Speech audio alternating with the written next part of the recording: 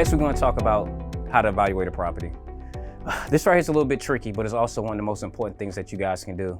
Evaluating a property, people do it multiple ways. I call it art, right? Me personally, if I'm pulling a property, I'm gonna make sure that I'm matching apples with apples and oranges with oranges. Say for example, if I'm comping a property the same as mine, I want to make sure that it's close to the same year built. I'm talking probably 7 to 10 year difference at max. Same square footage, you probably say 20 to 25% difference. If my house is, just say 1,200 square feet, I'm not gonna go no higher than probably say 1,550 or 1,600, just to try to keep things as tight as possible. And also, I'm not gonna cross any kind of major thoroughfares or intersections. I wanna stay within a tight box and a tight radius as possible. There's another thing, I always wanna start off in the same subdivision. That's the first thing I look at. I wanna make sure when I'm looking in that sub, that's gonna get you guys the most accurate comp, because that's gonna probably be the same builder, it's gonna be close to the same year, and along with that, it's gonna be, it should be pretty much close to being the same home. If there's nothing inside that subdivision, then I'm gonna go outside of the subdivision, probably a quarter mile out. Then I'm gonna look for similar homes within that same area. Then I'm gonna go half mile, and then worst case scenario, I may go a mile out just to look. But hopefully 90% of the deals, at least I come across, unless it's a tricky area, I'm gonna be able to catch at least 1 or 2 in that subdivision, and then probably another one outside. Ideally for me to be able to solidify and justify a comp, I wanna be able to have at least 3 properties that I found. To me personally, I feel like it's okay to have like at least 1 pending. If you do have 1 pending outside of your 2 solds, call that agent up, talk to them, find out what they got for it. That's an important thing. And also when you're talking with the agent, find out if they have any other investment properties for sale right now that may be a pocket listing. That's another little secret that you guys can use. So evaluating these properties is just as important. And again, for me personally, I always want to go back I go back a year. And the reason why I do that is because I want to see trends in the area while I'm pulling my comp set, okay? I know some people go back 3 months, some people go back 6 months, but again, me, I like to do a year. I want to see the trends and I want to see the direction of what that area and the homes in that area is going. There's nothing wrong with using tighter comps, and I'm not saying that you have to use, you have to go that far out as far as time frame to use the comps that you want to use. But to me personally, again, I just want to look and see what's going on, and that's going to help you be able to explain that to your investors when you talk with them. You always want to make sure that you know what you're talking about. You know that property as thoroughly as possible from the ins and outs, from the tax rolls, the square footage of the yard, the dimensions of the yard, year it was built, everything, because these are the questions that a lot of guys ask. And ideally what you want to do, you want to present these things to these investors on a silver platter. I know me myself personally, when I'm buying a house or somebody call me about a house when I'm buying, these are the things that I'm gonna ask. Okay, do you have any comps? What year is the house built? What's the size of the lot? All these things are very important when you're trying to sell a house. And you want to have all this information packed, and you want to know it like the back of your hand. A good rule of thumb that I tell a lot of guys that's just getting into the game and they don't really understand everything is, don't be afraid to print it out and have it in front of you. Don't be afraid to tell that investor that if you're talking with them. Like, hey, give me a second, I'm looking through tax rolls, I'm not 100% sure. Because at the end of the day, if they on the phone with you long enough to listen to you about the deal, then there's a good chance that they're interested. So don't worry about fumbling, making mistakes. Just give the information that you gathered. They don't care about you as a person as far as what you're doing, unless you totally don't know what you're doing, but they just more or less care about the deal. And that's gonna be one of the most important things that you can do. Okay guys, next thing we're gonna talk about is how to properly evaluate a rehab. Okay, this is one of the most important things that you could do in your wholesale game. If you don't do it right, you're gonna have a very, very short career. I always tell people the risk is in the rehab.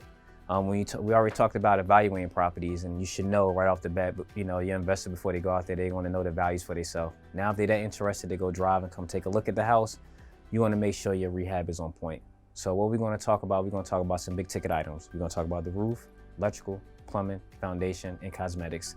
And I'm gonna touch a little bit on landscaping too, because that can be a costly thing at the end of the day. All right. The first thing is the roof. Obviously, this is the cap of the house.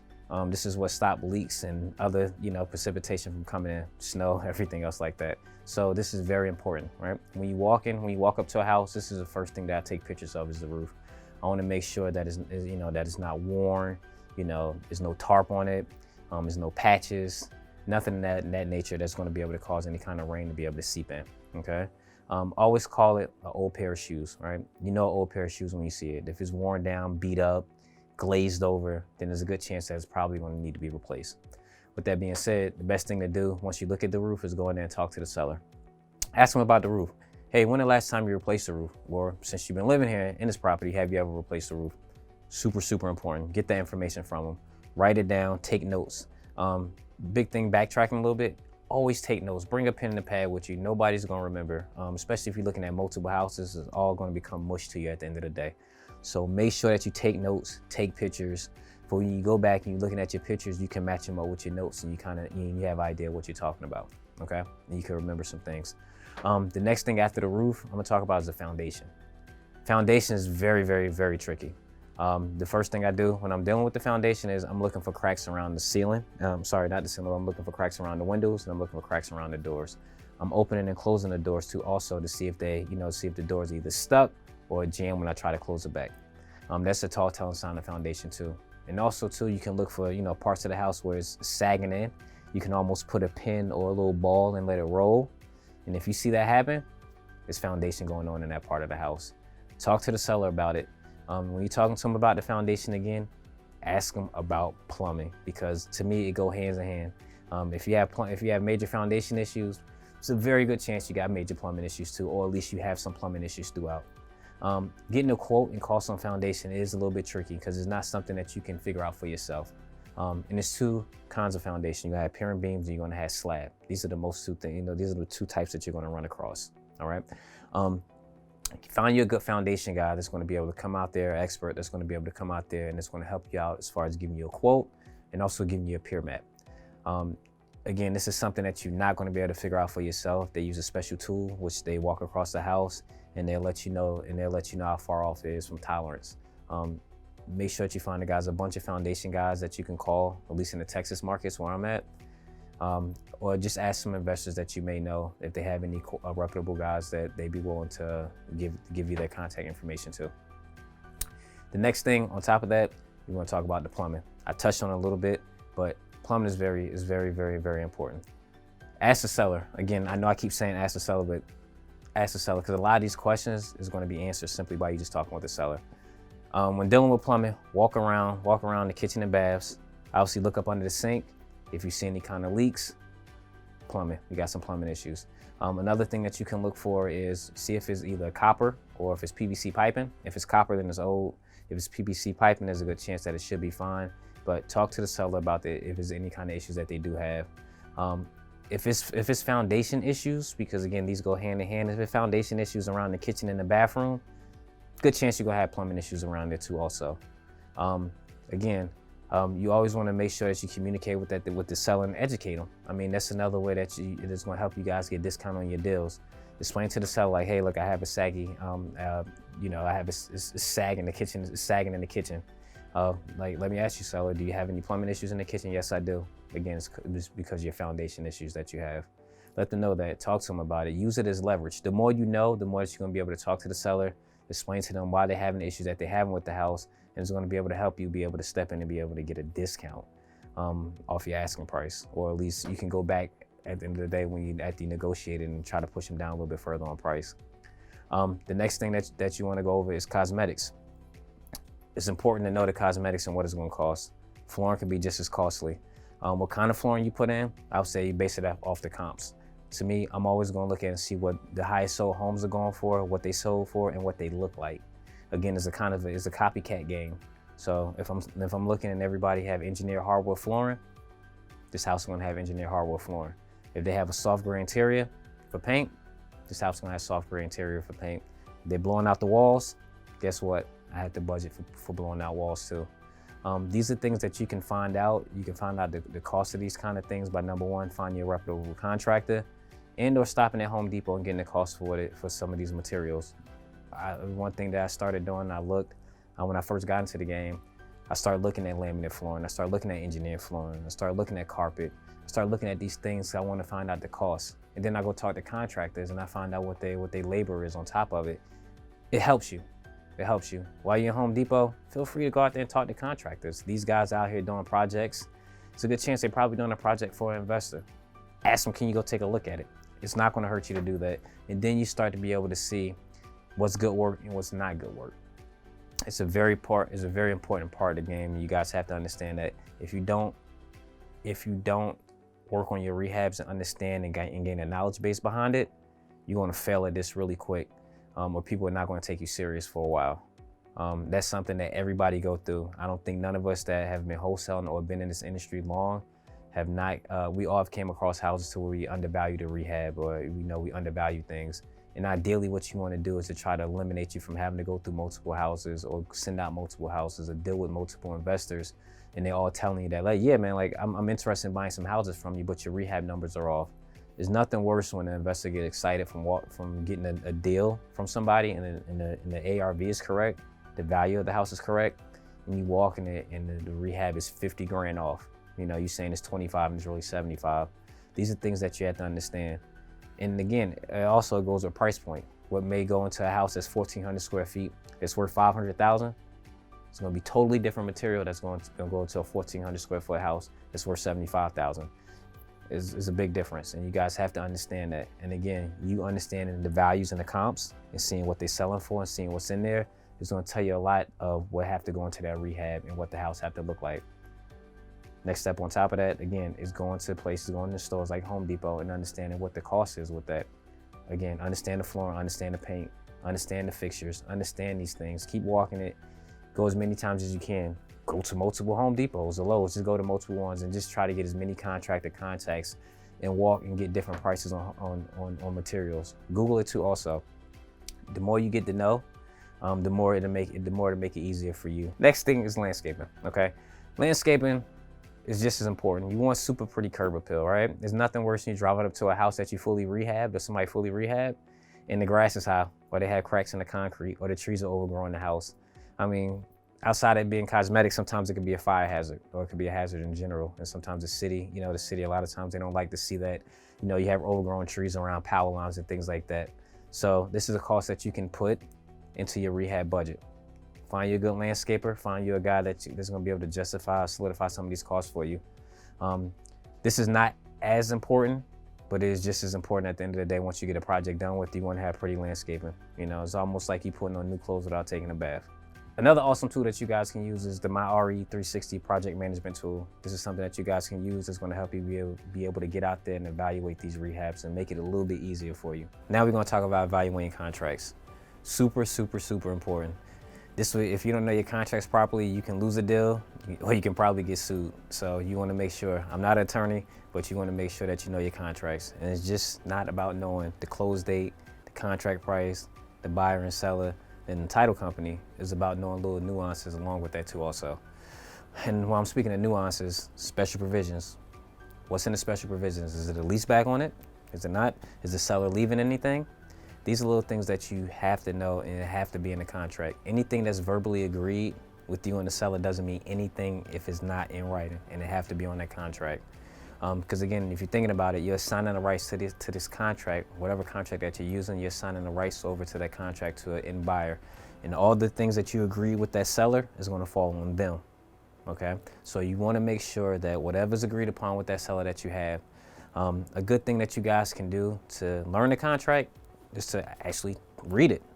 If you're gonna be doing this business and if you're serious about it, you wanna make sure that you understand that contract from page 1 to page 20, or however many that you have. You wanna make sure that you understand it. Know the little things about it, because it can save you. At the end of the day, sometimes it can save you.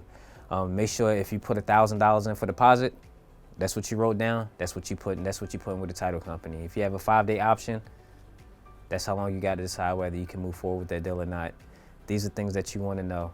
There's nothing worse than when you got a property under contract and you're not following the rules on it. Again, especially if you're using a state promulgated contract, because that's the best one to use, but also is the worst one to use because it can get you in a lot of trouble if you're not following the rule of thumb on it, okay? When you're talking with sellers, be able to break it down to them. That makes you look so good when you can sit down in front of them and you can break everything down to them and what it means. Again, it's a comfort level.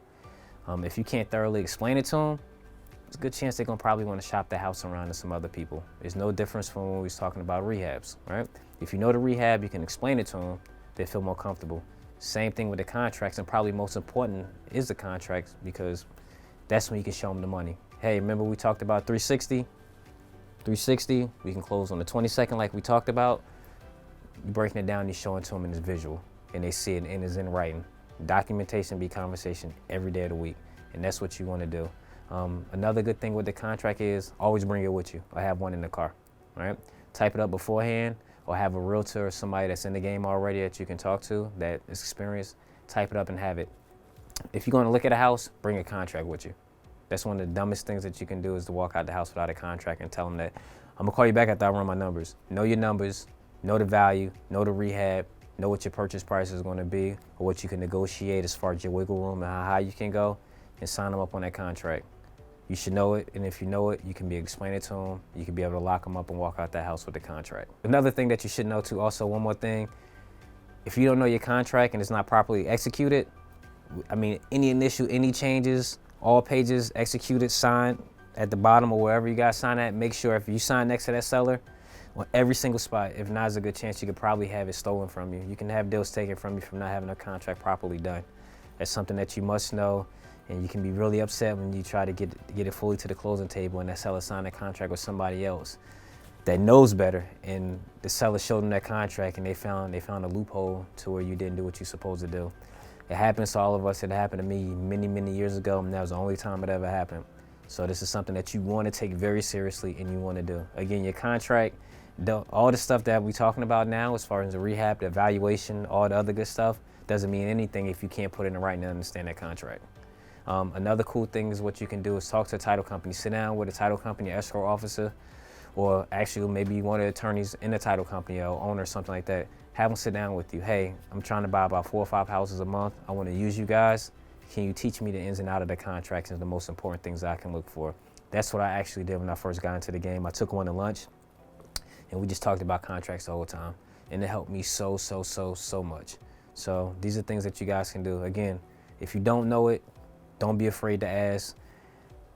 There's somebody to help you and for to lean on somebody with this. The next component is how to properly structure deals. I know it sounds super simple, right? Because the nuances and details behind it, we're going to talk about it in a whole nother module, so you guys stay tuned.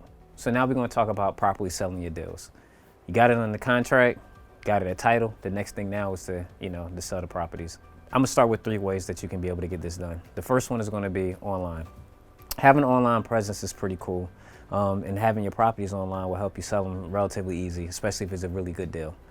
Getting on websites like Facebook, Instagram, Bigger Pockets is another one that you guys can possibly use to be able to sell your deals. But post them online. Post the ARV, your rehab, some pictures, and your purchase price and your contact information. Just that simple. That's another way to get the investors to reach out to you. Make sure your numbers are on point though. Like I said again, you're putting your product out there. You're putting your name on the line, and you want people to see your name and the product and your property that you have. And it's going to sell real fast. And that's what you want to do. You want to focus on having good product. When you put your properties out, you want it to be good. You want it to have enough info. You want people to get excited about calling you. There's nothing in the world worse than having somebody to go, oh, it's this person. They never have good deals. That's not you, right? So you want to make sure that you have good properties. And when you put them out on social media, again, get you a vanity number so you don't have to have your real number up there. I think I spoke about it on another module. Get you a vanity number. For then when somebody calls, you know where the call is coming from. That's a very important thing right there, so you can properly prepare yourself. The next thing is old-fashioned, but it works just great, is bandit signs. I still love to do this, especially in areas where the price points are relatively cheap for the home. I handwrite a bandit sign. Cheap house for sale, cash only, put my phone number, and I drop probably 30 to 40 signs just in that neighborhood, just so I can get some traction. You gotta think about it like this. If somebody's calling you a bandit sign, they're probably pretty motivated to buy a house. Same thing, get your vanity numbers so you know where it comes from.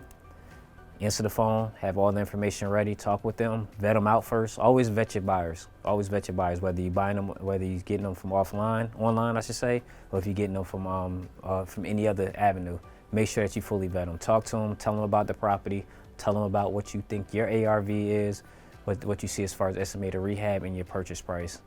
Find out as much as you can about these people before you send them to these houses, and they will end up wasting your time. Another way is old-fashioned marketing. Go into meetup groups. You'd be surprised.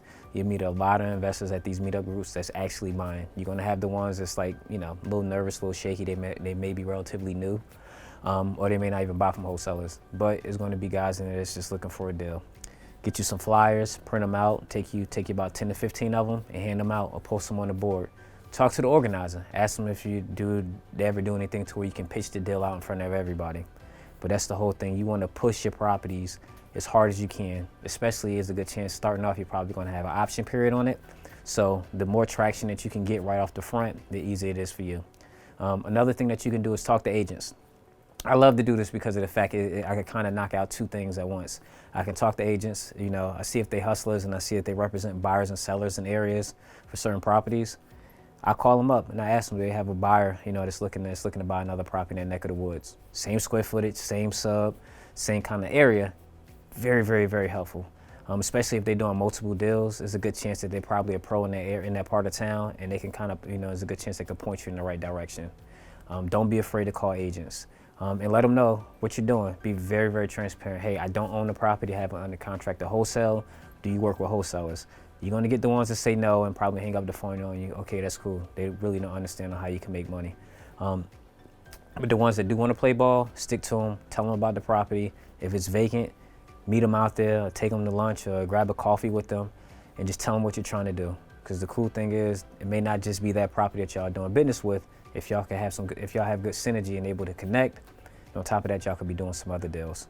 So again, just streamline it, stay focused, be transparent, and have at it. So now we're gonna talk about how you guys can scale your wholesale business. This right here is very tricky, but you have to reverse engineer it, and it's gonna take some time. This is something that's not gonna be done overnight, or it may not be done in a year or 2 years. But ideally, you wanna sit down, you wanna have a game plan, and it starts with your why, how much you're gonna make, or what you wanna make, and how you're gonna get there. I'm gonna say, if you're wholesaling, you're gonna have to start with how you're gonna buy these properties and the kind of sellers you're gonna target. I always tell people, you should start with at least 3 buckets for you wholesaling and you buying houses in general, period. Me, myself, I like to deal with realtors as far as for pocket listings. I like cold calling. So I set up an infrastructure of cold callers that help me buy houses. And also I set up a campaign outside of text messages in a small amount of letters. So that's how I buy houses. The next thing is, how many houses do I want to buy a month? Write a goal, whether you want to buy 10 to 15. Don't never think that it's too large of a goal. I'd rather set a really, really high goal than me set a really small goal and sandbag myself. So you want to focus on something that's attainable, but also as high that's going to make you stretch and it's going to make you reach. And break it down. Break it down over the course of a year, to a half a year, to a month, to weeks. It's all about designing what you want to do. Design your year. That's all it is. It's like being an interior decorator. You're gonna have paint here, you're gonna have flooring in here, you're gonna have this kind of granite. It's the same thing with designing your business.